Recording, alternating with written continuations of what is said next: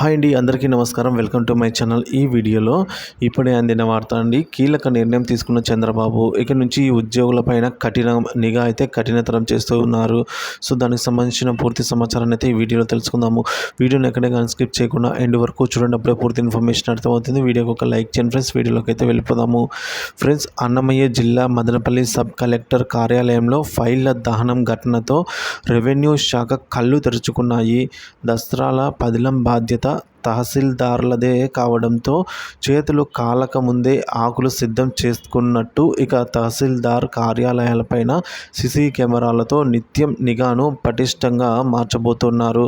రాష్ట్ర వ్యాప్తంగా అన్ని తహసీల్దార్ కార్యాలయాల్లో సీసీ కెమెరాలను ఏర్పాటు చేస్తున్నారు. ఎందుకంటే గత 5 ఏళ్ల పాలనలో భూ కబ్జాలు పెరిగిపోయాయి. రాష్ట్ర వ్యాప్తంగా దౌర్జన్యాలనే ధ్యేయంగా అధికార పార్టీ నాయకులకు కోట్లాది రూపాయలు విలువ చేసే ప్రభుత్వ భూముల్ని పేదల భూముల్ని కైవసం చేసుకున్నారనే ఆరోపణలు వెల్లువెత్తుతున్నాయి.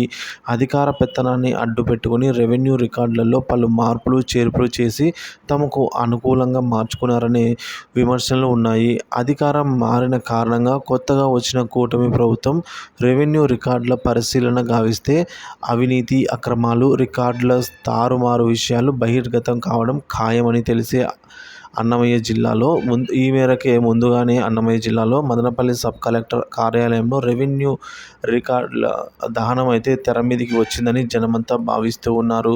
సో ఇందుకోసమని రాష్ట్ర వ్యాప్తంగా ప్రభుత్వం కూడా ఈ రిజిస్టర్ కార్యాలయాల మీద అయితే మరింత కఠినతరంగా అయితే దృష్టి పెట్టిందండి. సో నిఘా అయితే పెంచిందనమాట.